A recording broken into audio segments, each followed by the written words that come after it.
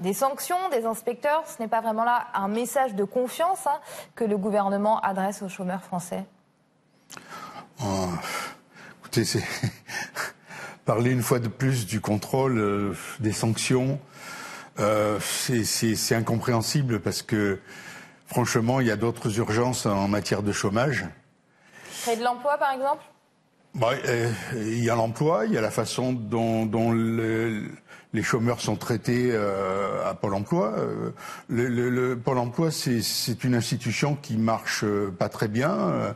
Il y a un certain nombre de problèmes pour les chômeurs, notamment ce qu'on appelle les indus, c'est-à-dire que Pôle emploi verse des indemnités à des chômeurs, puis ensuite dit on s'est trompé ou vous êtes trompé, etc. Il faut nous rendre 10 000, 15 000 ou 5 000 euros, je sais pas, par exemple. Donc c'est quelque chose qui ne marche pas actuellement, qui est un vrai problème. Vous parlez des remboursements, donc voilà. Les chômeurs doivent effectuer le traitement emploi qui aurait donc fait une erreur. Rembourser des sommes qui parfois sont importantes. C'est un exemple parmi d'autres. Alors Robert Crémieux, donc le gouvernement français parle beaucoup d'abus, c'est pour ça qu'aujourd'hui ils veulent sanctionner. Est-ce que vous avez une idée du coût estimé de ces abus? Non mais les abus, les fraudes, c'est une plaisanterie. Aujourd'hui, on est dans un pays où si on est retraité, on est nanti.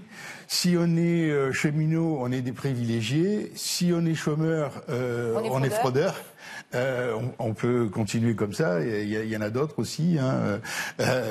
C'est inadmissible, en tout cas de notre point de vue, de parler aujourd'hui de sanctions et de contrôle. La mission de Pôle emploi, ce n'est pas le contrôle, c'est l'accompagnement, c'est l'indemnisation, tout ce qu'on veut, mais certainement pas le contrôle. Ça veut dire quoi? Ça voudrait dire qu'aujourd'hui, le gouvernement français, l'équipe d'Emmanuel Macron, ne se concentre pas sur les véritables priorités? En ce qui concerne le chômage, ça me paraît clair. Aujourd'hui, il y a 6 millions de chômeurs. Il y a un chômeur sur deux qui n'est pas indemnisé par Pôle emploi, par l'UNEDIC. Et il y a beaucoup de gens qui ne sont pas, il y a beaucoup de personnes qui ne sont pas inscrites à Pôle emploi pour des raisons diverses. Donc tout ça fait 6 millions de chômeurs. Et ça fait aussi actuellement des salariés qui sont embauchés dans des contrats précaires et pas en CDI. Donc la précarité, si vous voulez, est en train de remplacer le chômage. Alors Robert Crémieux, vous parliez tout à l'heure des défaillances de Pôle emploi. Justement, selon vous, est-ce que c'est l'État qui ne met pas assez de moyens pour que les salariés justement du Pôle emploi accompagnent les chômeurs comme il se doit?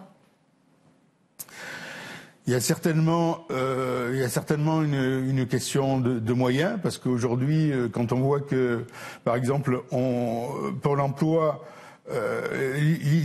licencie un certain nombre d'agents, recrute à la place ce qu'on appelle des services civiques, c'est-à-dire des personnes qui sont pas du tout des salariés, qui ne cotisent pas à la retraite, aux cotisations sociales.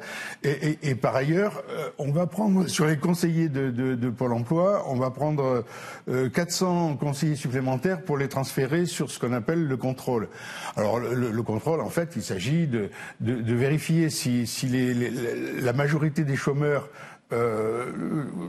recherche effectivement des emplois, ce qui paraît être une évidence, parce que être au chômage, c'est pas simple, c'est déjà une sanction.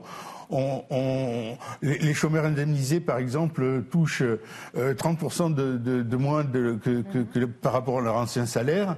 Donc, effectivement. Mais vous pouvez tout de même pas nier qu'il y a quand même des fraudeurs. Écoutez, il y a très certainement des fraudeurs. À Pôle emploi comme partout ailleurs dans la société.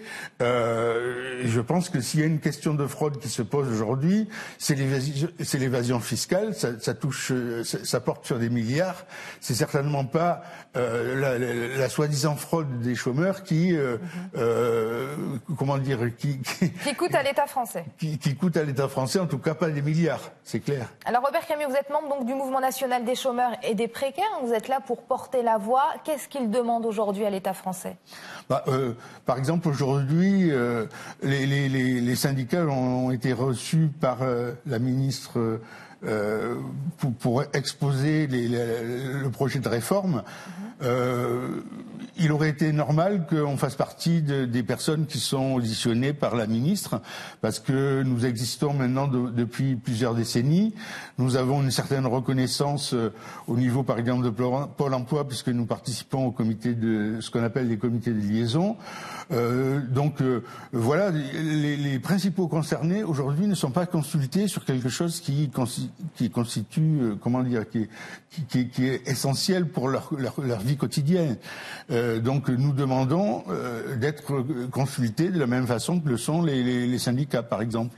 Alors, la ministre veut également remodeler cette notion d'offre raisonnable d'emploi. Actuellement, un demandeur d'emploi ne peut refuser plus d'une fois une offre d'emploi, vous le savez bien, sous peine d'être radié pour 2 mois. Cette offre raisonnable, elle est déjà très précisément définie dans le Code du travail. Elle répond à 3 critères, la nature, le salaire et la zone géographique, qui doivent répondre justement aux demandes et aux attentes du demandeur d'emploi. Qui définit ces 3 critères, justement? Alors déjà, c'est défini, mais pas aussi précisément que ça, puisque la ministre a reconnu elle-même que l'offre raisonnable d'emploi que les chômeurs sont obligés en principe d'accepter, c'est pas une notion juridique très fixée, très opérationnelle. Ça ne fonctionne pas. Ça fait des décennies qu'on en parle. Dans les faits, si vous voulez, c'est pas possible.